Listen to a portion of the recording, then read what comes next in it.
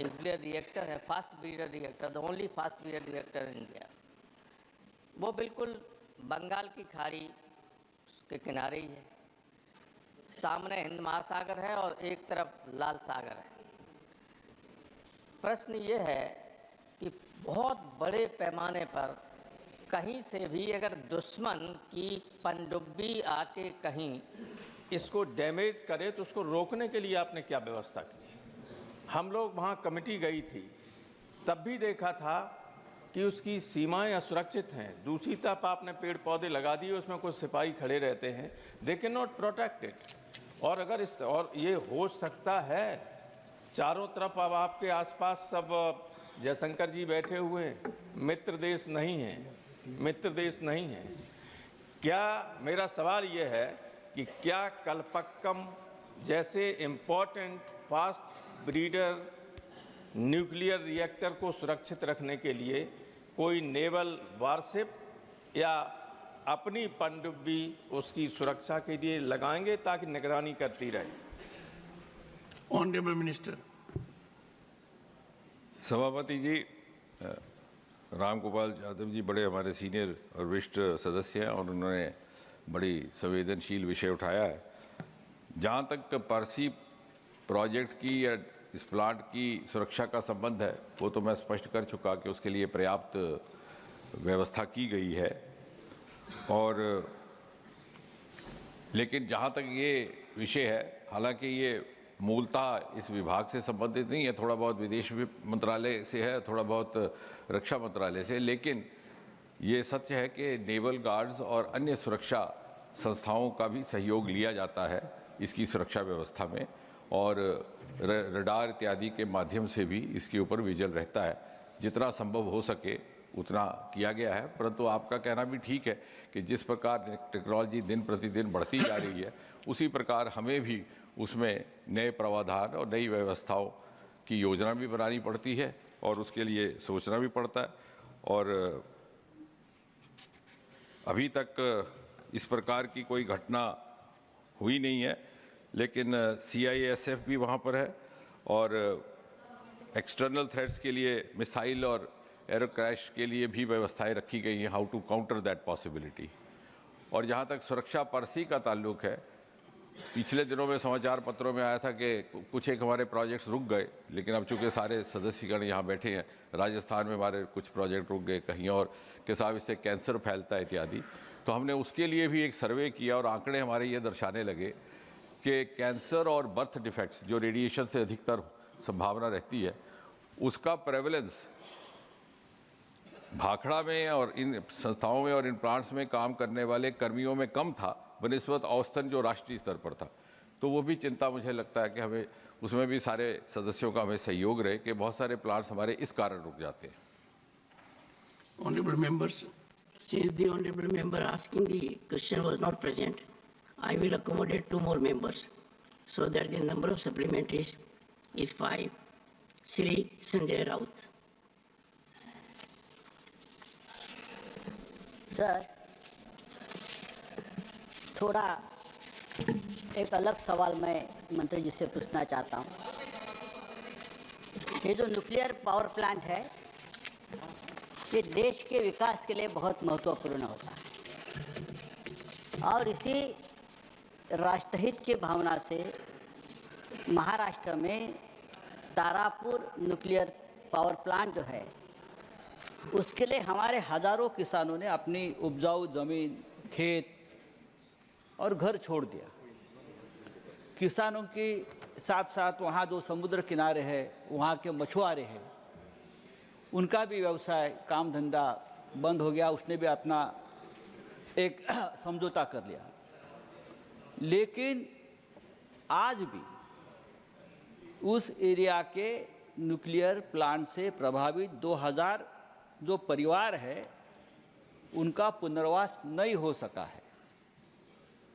2000 से भी ज़्यादा परिवार है और जो वादे किए थे उनके बारे में, तो उनको नौकरी मिलेगी, परिवार को उनको घर मिलेंगे, पक्के मकान मिलेंगे, ऐसा एक भी वादा 2000 परिवार के बारे में पूरे नहीं हुआ। प्रधानमंत्री तक शिकायत ये है, डेलीगेशन प्रधानमंत्री जी आपको भी मिला है। मेरा मंत्री जी से सवाल है, क्या ये जो लोग हैं जो अभी भी ठोकरें खा रहे हैं पुनर्वास के लिए, उनकी समस्या के बारे में आप गंभीरता से विचार करेंगे? Honourable minister. सभापति महोदय, ये प्रश्न बड़ा मानव संवेदनशीलता से जुड़ा हुआ है और ये सच है कि सरकार भी इस विषय पर प्लांट स्थापित करने के समय से ही विचार करना प्रारंभ कर दी थी और अब तो हमने इसमें कुछ एक नियमावली भी स्थापित कर दी है। उसमें कुछ R&R प्रोविजंस हैं कि अगर उनको वहाँ से अपनी ज़मीन खड़ी छोड़नी पड़ेगी या जगह छोड़नी पड़ेगी, लैंड वेकेट करना पड़ेगा, तो उन्हें पुनः कहाँ पर सेटल किया जाए, एक वो। उसके अतिरिक्त CSR जो हमारा रहता है उसमें से भी इनके लिए व्यवस्थाएं भी की जाती हैं, स्कूल इत्यादि भी खोले जाते हैं। और तीसरा ये कि नौकरियों का जहाँ तक संबंध है उसमें रियायत भी दी जाती है। उदाहरण के तौर पर यदि किसी पद के लिए 12वीं कक्षा मिनिमम क्वालिफिकेशन है तो इन परिवारों के सदस्यों के लिए 10वीं कक्षा कर दी गई, कहीं एज रिलैक्सेशन कर दी गई। लेकिन होता ये है कि साल गुजरने के साथ साथ परिवार बढ़ते जाते हैं और वो क्लेमेंट्स भी बढ़ते जाते हैं, तो उसमें थोड़ा सा निर्धारित करने में प्रशासन को समय लगता है, लेकिन ये क्रम निरंतर जारी है। Doctor NVN Kanimozhi, 5th supplementary. Sir. Sir, through you, I would like to ask the Minister, how does the proposed away-from-reactor facility at Kudamkalam Nuclear Power Plant aim to manage spent nuclear fuel, and what are the safety assurances towards it? Thank you, sir. Honorable Minister. Actually, this question arose earlier also in the context of Kalapakam, and the honourable member has also, I think, earlier also expressed her concern, because there was this dumping of this used fuel happening, and some apprehension arose that this might create some problems. But it is not so. Actually, this is a known practice, and it's not even the waste as such. It's again used. So away from reactor means that for a certain period of time, you store it at the same location. Then away from reactor means a few meters away. It's kept there for a few months. Then it is taken away. So this is a normal practice, and the containers are such that there is no room for the radiation to escape out and cause any damage to the surroundings. So I think, and this is an inbuilt mechanism in every plant. Somehow this apprehension arose from Kalpakam a couple of years ago, but it is actually being done. And then through the honourable member, because she also hails from that area, I would also like you to convey to others that at one point in time, there was some news report somewhere in the media last year that this reused fuel from the other plants would also be dumped into Kalpakam, which is actually unfounded. Each of the plant has its own such mechanism. Question number 107, Sri Narhari Amin. माननीय अध्यक्ष महोदय जी, question number 107. Supplementary number 1, Sri Narhari Amin. माननीय अध्यक्ष महोदय जी, 1,64,000 post office के जरिए माननीय प्रधानमंत्री श्री नरेंद्र मोदी जी की सरकार हर गांव, हर घर, हर व्यक्ति तक सिटीजन सेंट्रिक सेवाओं दे रही है। 2014 से 2024 तक 5,000 से ज़्यादा पोस्ट ऑफिस खुले गए, 1,28,000 लोगों को रोजगारी मिली है, 13,500 से ज़्यादा डाकघरों में आधार सेवा केंद्र बने हैं, 3 करोड़ से ज़्यादा सुकन्या समृद्धि खाते खोले गए, उसमें 1,41,000 करोड़ रुपया डिपॉजिट हुई है। माननीय मंत्री जी से ये बताने की कृपा करेंगे कि सरकार द्वारा पोस्ट डिपार्टमेंट का रेवेन्यू बढ़ाने के लिए पोस्ट डिपार्टमेंट के नेटवर्क के जरिए ई-कॉमर्स और अन्य वैल्यूएड सेवाओं का विस्तार करने के लिए क्या कदम उठाए? माननीय सदस्य, ये मेरा क्वेश्चन है सर। सुनिए, आप मंत्री जी से क्या पूछना चाहते हैं? बाकी मंत्री जी को बताने दीजिए। माननीय मंत्री जी, माननीय मंत्री जी। सर सर सर मंत्री जी पर आरोप मत लगाओ, नए मंत्री हैं, युवा मंत्री हैं। Yes honourable minister. Sir, thank you. Sir, from stamps to savings, postcard to payment banks, letter to livelihoods, post offices have been transformed under the visionary leadership of Sri Narendra Modi ji to be a backbone of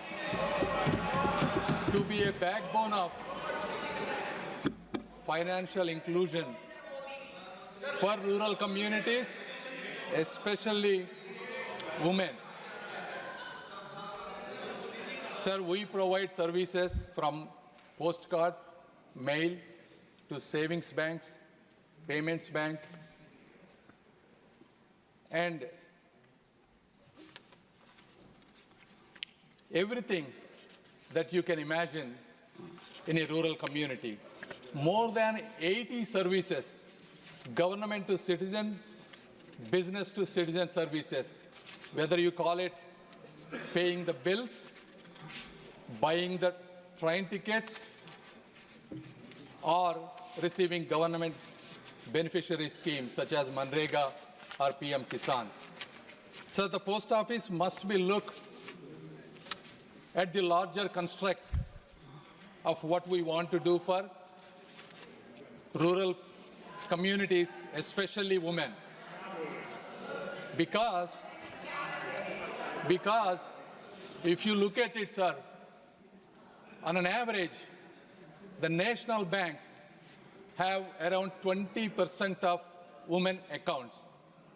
Ever since Modi ji envisioned the development of women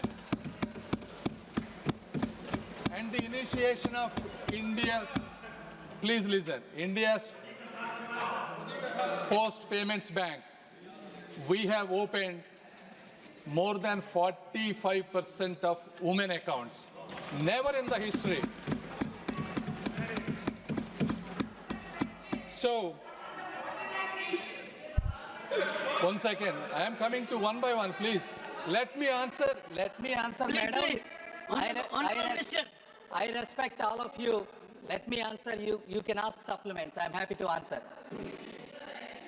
Sir, under IT modernization, we spent 5,700 crores.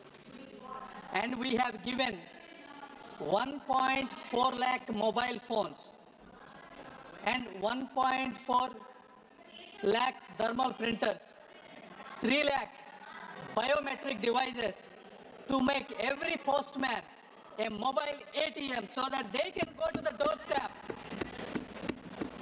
of every rural household and deliver banking services. So what can we charge for these kind of, how can we account the amount of money that we spend on these people? So not everything that the government provides should be considered as part of a business. There is a moral, social responsibility that we make our services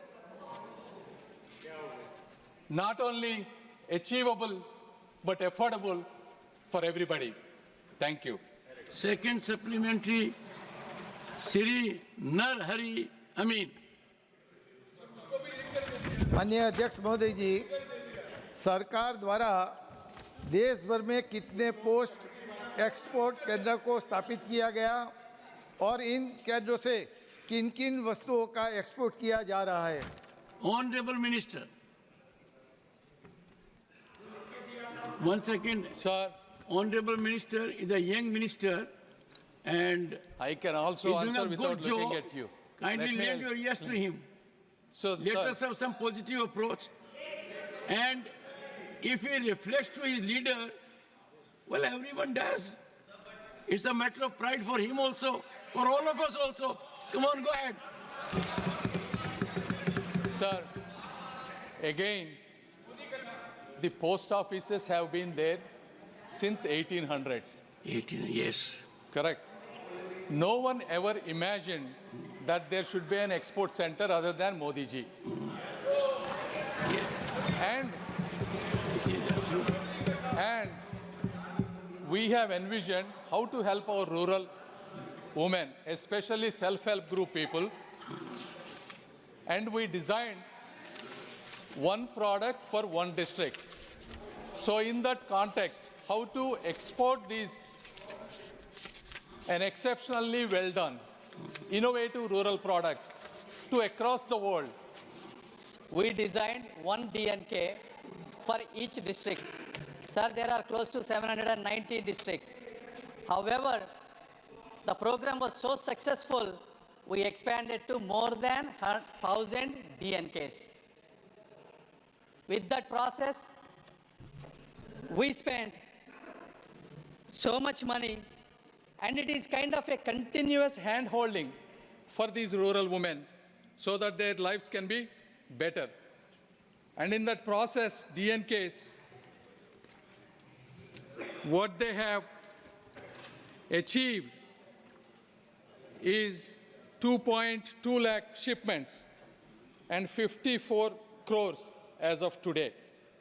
And the beauty of this, sir, all they need is one-time registration, and it is integrated with the customs of all the countries, and it is API integrated, and it can be done at the local post offices. So this process, because when you look at the rural women, they cannot go to the customs and all those places, and it would be difficult. So that is the beauty of these DNK, sir. Thank you. Third supplementary, Dr. V. Sivadathan. Sir, the people of the country expecting very good service, effective service from the postal department. But sad to say, the lack of the employees and the post officers, the service is very pathetic in our nation. Sir, my question, in my district, in Kannur, I have participated in struggle of postal employees. They raised a slogan against the shutdown of the post officers. So my question is, sir, how many post offices have been shut down by this government since 2019? And how many employees, the number of employees has been reduced by this government since 2019? This is my question. I am expecting a very clear answer from our young minister. Honorable member, first, the Honorable Minister has enlightened through us, everyone, that post offices are virtually emerging as nerve center for rural people. And I quite appreciate going to a custom house for anyone, particularly a rural woman, is a challenge she will give up. So how high expectation from the minister? Sir, Honorable Minister. Happy to answer, sir. Sir, to give this background, by the time UPA government started from 2004 to 2014, we used to have 1,55,000 post offices. They reduced 700 7,000 post office, 700 post offices, sir, in their 10 years. After we came, since the government envisioned post office is not for a letter, and this is for the complete upliftment, we have increased the post offices about 10,500. From 1,55,000 to 1,65,000, sir. Out of these, 90.1%, that is close to 1,50,000 post offices are located in rural places and far-reach places. Out of these 10,000 new post offices, more than 5,000 were created at left-wing extremism, LWE affected areas, sir. And the other, approximately around 4,700 to 800 post offices were constructed where people do not have any post office within the 5-kilometer range. So the goal of Government of India is to have a post office minimum a 3-kilometer distance and the worst case 5 kilometers.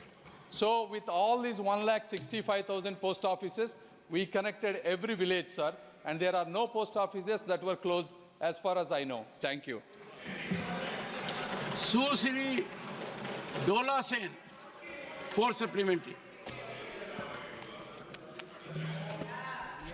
Thank you, Chairman, sir. Through you, I want to know from the Honorable Minister that at the time of modernization of Viksit Bharat, modernization process of Viksit Bharat of the post offices, whether the law of the land, the labor law as per constitution is being maintained by the ministry or the department. Incidentally, the citizens of our country, that is we the people of India, according to the constitution, has got services or job of post offices through or by passing UPSC examination, and then being deprived now with the disinvestment process and the corporatization process. Whether it will be called modernization? Honorable Minister, Thank you, sir. Dola Senji is a very experienced member of this House. Thank you. Thank you for your concern. In 2013 and 14, sir, the total employees we have is around, sir, I use the round number so that it's easy for everybody to understand. 4,50,000, out of which departmental employees were 2 lakhs and GDS were 2,50,000. And today also, we maintain the exact same ratio, 4,50,000. So none of the employees have been downsized. And now, when it comes to the modernization, sir, before 2014, the way the recruitment of the employees, especially the GDS, Gramin Dak Sevaks, or the transfer, or the compassionate appointment would be at the discretion of whoever is the responsible authority. Ever since we came, we converted everything completely transparent and online. This mechanism, sir, to recruit, it is a merit-based, and to transfer, and I have to tell you, this is my first time being an MP from a local area. A lot of people will come to me and ask me, can you transfer an employee in your postal department? Sir, even me, I cannot transfer even a single employee. What does that mean? It's a completely transparent mechanism. And we do compassionate appointment that is also highly transparent, sir. So the entire modernization process is extremely well done, and rest can be assured. Thank you. And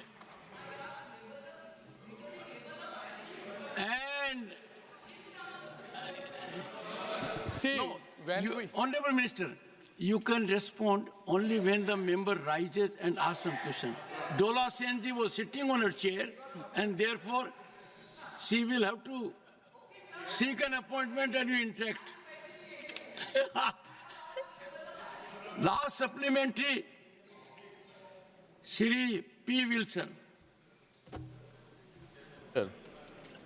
Sir, from birth to death, no doubt Postal Department plays a very crucial role in conveying the messages to the citizens once upon a time. Sir, now you have to see how the quality of the Postal Department is affected. Sir, one of the reasons is not filling up of various vacancies in the Postal Department, particularly vacancies meant for scheduled caste, scheduled tribe, OBCs are lying vacant for years together. And by filling up, this could take care of the manpower. Sir, another problem is, sir, there is very often changing of the postal pin codes. Sir, today I am residing in a postal pin code of 6,29,000. Suddenly one day they come and say, your postal pin code is changed to 6,30,000.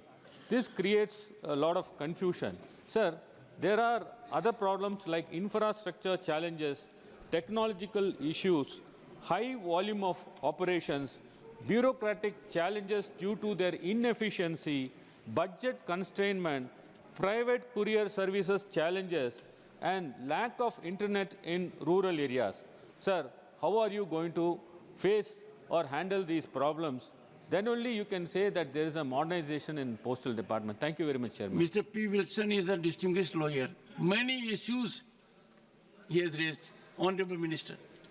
Sir, you asked multiple questions. Number one, the recruitment of the people is according to any other governmental norm, sir. As I said, it follows regular, routine employment process, sir. So I cannot comment on that. Number two, what you said is online payment. The online payment, the online services, internet, definitely there is a, sir, it used to be no internet before 2014. Then with IT modernization, we created not one, minimum 2 internet connections to every postal office. And number 3, so that there will be some redundancy. As I said earlier, we bought 1.4 lakh mobile phones because more than 95% of all rural areas are 4G connected, sir. All these new phones are compatible with 4G and 5G, and most of these postal services are being implemented at the doorstep through the mobile phones. In addition, we upgraded 22,000 computers and all the hardware, and we are, sir, this technology upgradement is a continuous process. As you know, the desktops gets outdated, the infrastructure gets updated, cloud services will be coming.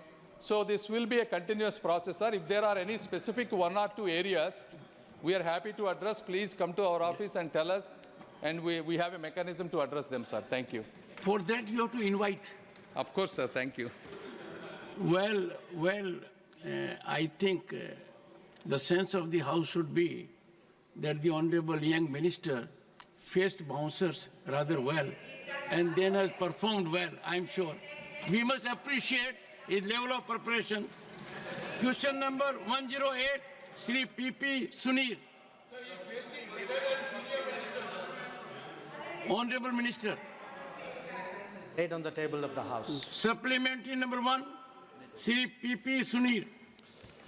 Sir, the amount of exports to Israel since the beginning of the conflict, including equipments that aid in manufacturing weapons. Honorable Minister. Sir, the supplementary asked is not directly related to the question because the question focuses on our position on Palestine, our voting in the UN, the aid sent to Palestine, which I will be very happy to share with the House, sir.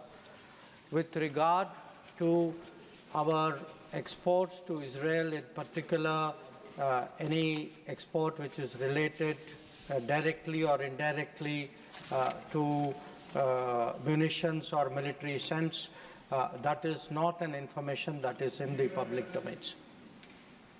Supplementary number 2, Sri P.P. Sunir. The position of the Government of India on the International Court of Justice warrant against Israel Prime Minister Benjamin Netanyahu and former Israel Defense Minister Yoav Gallant and a Hamas leader for war crimes in accordance with international law and rule-based global order. Honorable Minister. Sir, the honorable member would be aware that India is not a member of the International Criminal Court. When the International Criminal Court was constituted, the question of our membership was considered. For very good reasons, after a great deal of deliberation, India decided not to become a member. So, with regard to any decision passed by the ICC, it is not binding on us. So, it is not a matter on which we have taken a formal position. Third supplementary, Sri Tiruchi Siva. Thank you, Chairman, sir. Sir, it's very heart content to know from the Minister that India extends humanitarian assistance to the people of Palestine both bilaterally and through United Nations Relief and Work Agency. But a resolution has come upon 27th of October 2023 in the UN. That is, protection of civilians and upholding legal and humanitarian obligations. Which resolution India has abstained, sir? Sir, both are contradictory. Why India should abstain such a genuine resolution? Honorable Minister. Sir, India has given assistance to the people of Palestine at this particular time.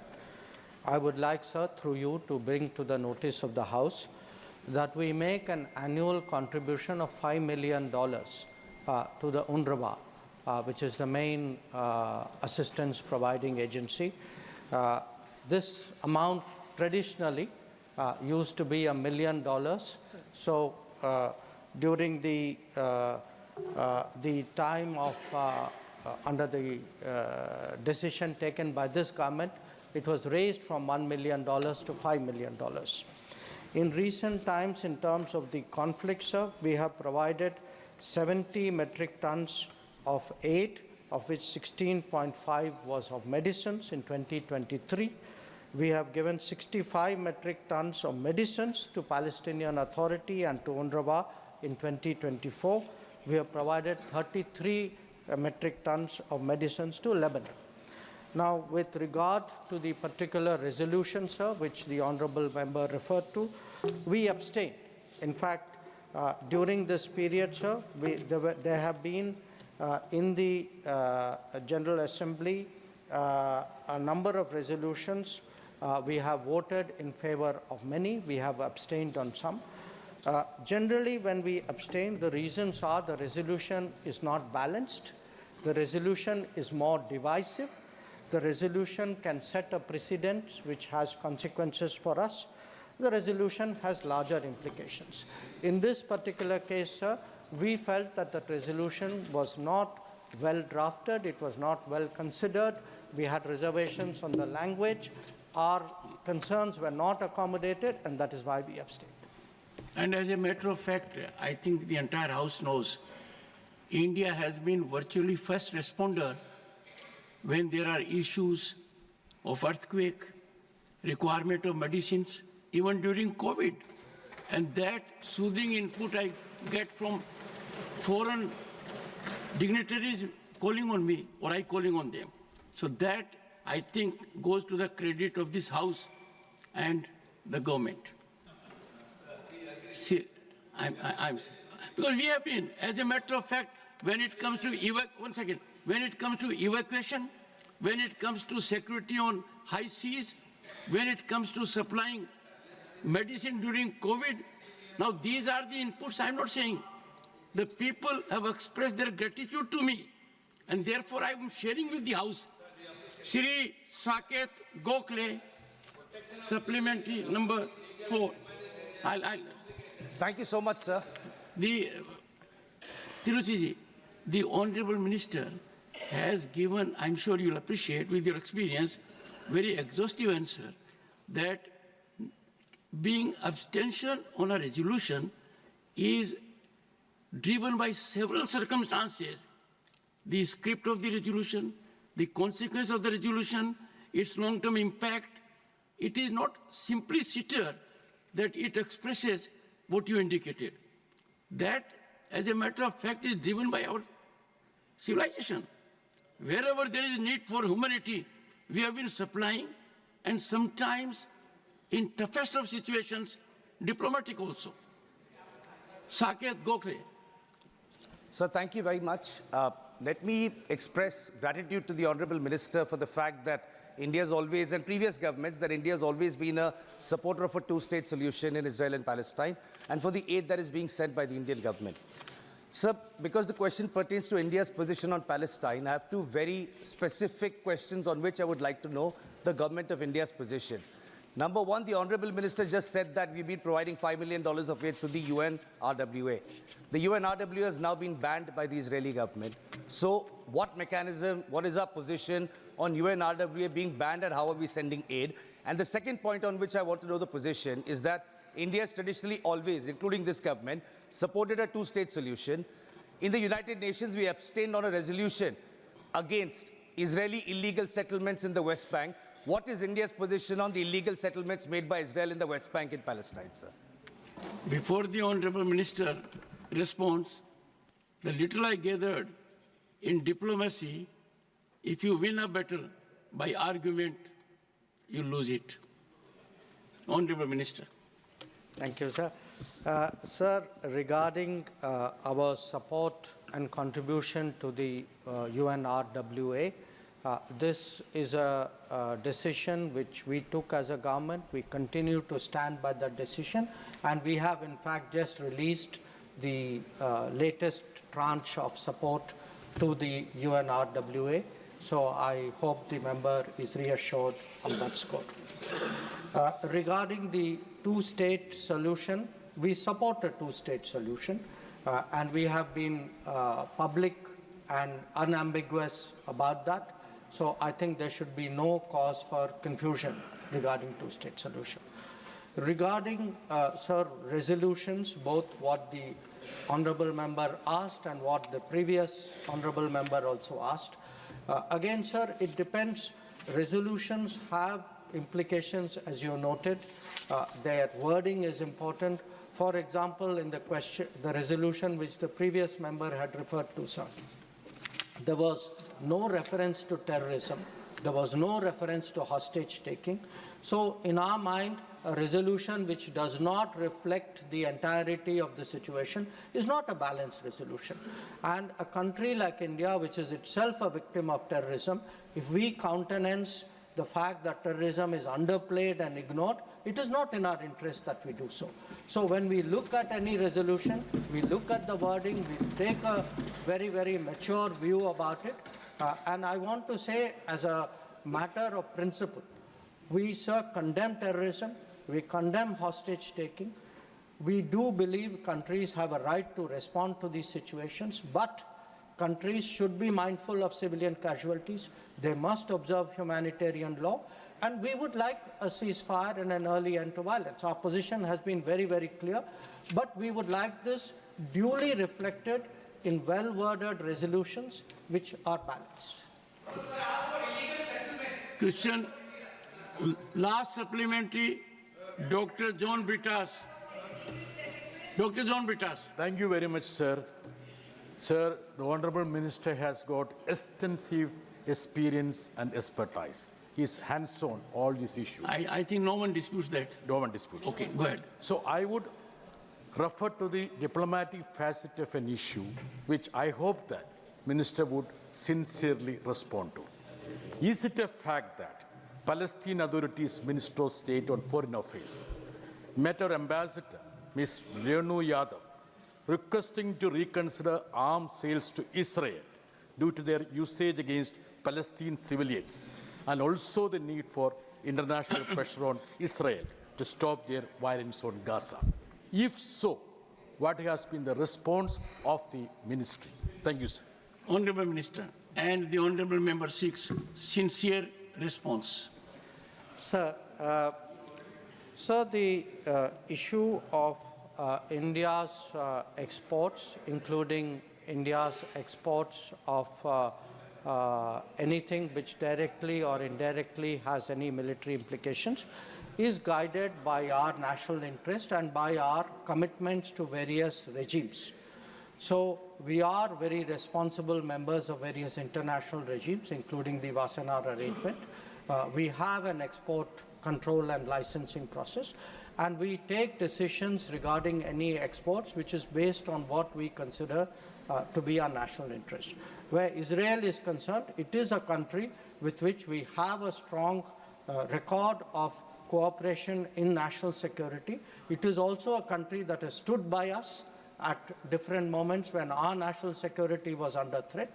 So when we take any decision, we will bear in mind, obviously, the larger circumstances, but we will definitely be driven by our national interest in this matter. Question number 109, Sri Raghav Chadda. Sir, question number 109. Honorable Minister. उत्तर सभा पटल पे रखा गया. Supplementary number 1, Sri Raghav Chadda. Sir, इस सदन के नेता रहे स्वर्गीय अरुण जेटली जी, जिनके साथ मेरा व्यक्तिगत रिश्ता कुछ खट्टा मीठा रहा, वो कहा करते थे कि pre retirement judgments get influenced by post-retirement jobs.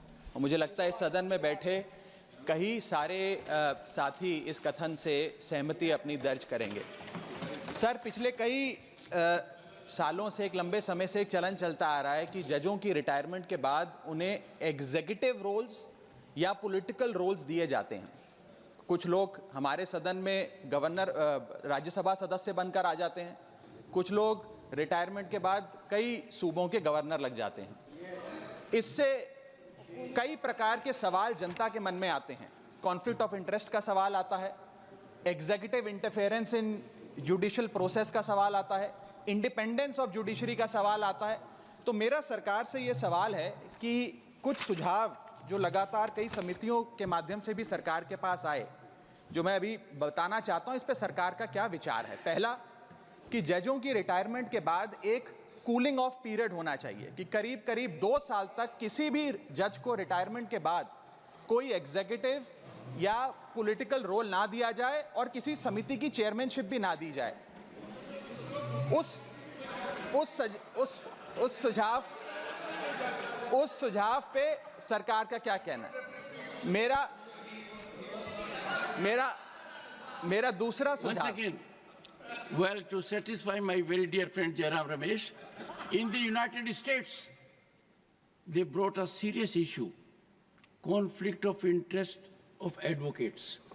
And they wanted to keep lawyers away from Congress and Senate. It was severely debated. Ultimately, it was found that if conflict of interest issue has to dominate, then House will be empty. Because someone will always have conflict of interest. Honorable member,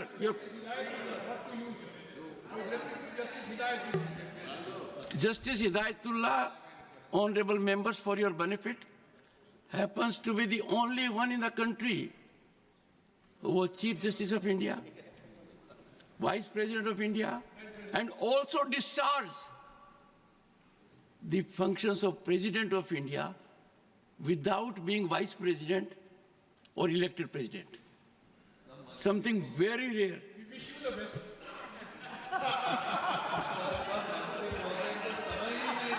Raghav ji, आप अपना प्रश्न पूछिए। मैं शुरू से शुरू करूं sir? Sir, मैं समाप्त कर रहा हूं सर। और आपने एक बात कही मुझे अजीब लगी। आपने कहा कि अरुण जेटली से आपके खट्टे मीठे रिश्ते थे। मेरे से भी आपके खट्टे मीठे हैं। ये खट्टे मीठे रिश्तों को अब आप छोड़िए। सर, आपसे तो मीठे रखिए। सर, आपसे तो मीठे नहीं सर, मैं सवाल तो खत्म कर लूं। आपसे तो बहुत मीठे रिश्ते हैं सर। परमात्मा कह रहे आपसे हमेशा रिश्ते मीठे रहे, खट्टे ना हो सर। सर, मेरा सवाल जो था वो ये था कि सरकार जो 3 सुझाव लगातार तमाम समितियों के माध्यम से सरकार के विचाराधीन आए हैं, उस पर सरकार का क्या कहना है। पहला, कि जजों की रिटायरमेंट के बाद उन्हें 2 साल का कूलिंग ऑफ पीरियड देना चाहिए, यानी कि रिटायरमेंट के 2 साल तक उन्हें किसी एग्जीक्यूटिव या पॉलिटिकल रोल में उनकी नियुक्ति नहीं होनी चाहिए। दूसरा सुझाव, उनकी पेंशन को इतना बढ़ा दिया जाए कि आर्थिक निर्भरता किसी भी पोस्ट रिटायरमेंट जॉब की जजेस पे ना हो, ना उनके मन में कुछ इच्छा हो कि हम रिटायरमेंट के बाद सरकार से कोई पोजीशन ले लें। और थर्ड सुझाव सर, जो लगातार आता रहा है कि मेरिट बेस्ड अपॉइंटमेंट का एक प्रोसेस होना चाहिए जिसके तहत जजों को रिटायरमेंट के बाद नियुक्त किया जाए, ना कि सरकार की विम्स और फैंसीज के तहत। Honourable minister. चेयरमैन सर, माननीय सदस्य ने जो सवाल पूछा है उसमें इन्होंने पॉलिटिकल एंगल देने का प्रयास किया है। सुप्रीम कोर्ट व हाई कोर्ट के जजों की नियुक्ति संविधान के आर्टिकल 124, 217, 224 तथा सुप्रीम कोर्ट के 1993 सेकंड जज केस और 1998 थर्ड जज केस के आधार पर बनाए गए मेमोरेंडम ऑफ प्रोसीजर के अनुसार की जाती है। ये इनको भी पता है। वर्तमान में हाई कोर्ट के जजों की रिटायरमेंट एज 62 ईयर्स है, सुप्रीम कोर्ट के जजों की रिटायरमेंट एज 65 है और जो डिस्ट्रिक्ट कोर्ट हैं उनके रिटायरमेंट की एज 60 है। ये जिनका जिक्र कर रहे हैं कि एक चीफ जस्टिस कॉन्फ्रेंस हुई थी, उसमें एक रेजोल्यूशन लिया कि जजेस की रिटायरमेंट की एज बढ़ानी चाहिए। एक ये पार्लियामेंट स्टैंडिंग कमेटी जिनका जिक्र कर रहे हैं, 2010 की, उसने भी अपनी 39 रिपोर्ट में कहा कि हाई कोर्ट के जजों की उम्र 62 से 65 करने का एक रिकमेंडेशन जिसका इन्होंने जिक्र किया, लेकिन इन्होंने इसका जिक्र नहीं करके एक दूसरा विषय रखा कूलिंग पीरियड का। मैं आपको ये बताना चाहता हूं कि वर्तमान में तो जजेज के जो रिटायरमेंट की एज है उसके बढ़ाने का कोई प्रस्ताव सरकार के पास विचाराधीन नहीं मंत्री है। जी आप ये बताइए, ये कूलिंग पीरियड क्या है? पहले मेरे समझ में नहीं आया है। सर, आप तो संविधान के ज्ञाता हैं और देश संविधान से ही चलता है। संविधान में कोई कूलिंग पीरियड का वर्ड है ही नहीं, इन्होंने इजाद किया है मोदी जी की आलोचना करने के लिए, और कोई विषय नहीं है। और मैं ये कहना चाहता हूं, जजेज के सुप्रीम कोर्ट और हाई कोर्ट में जब वो रिटायर होते हैं तो ये जो इंस्टीट्यूटरी बॉडीज बनी है ये मोदी जी ने बनाई है क्या? ये ट्रिब्यूनल बने हैं ये मोदी जी ने बनाए हैं क्या? ये देश में पहले से ही है। अगर आप एक्सपर्ट आदमी जो आपके योग्यताएं तय की हुई है कि हाई कोर्ट का रिटायर्ड जज होना चाहिए या हाई कोर्ट का चीफ जस्टिस होना चाहिए या सुप्रीम कोर्ट का रिटायर्ड जज होना चाहिए, अगर हम भरेंगे ही नहीं इनको तो इनमें काम कैसे होगा साहब? The House stands adjourned to meet at 2 p.m.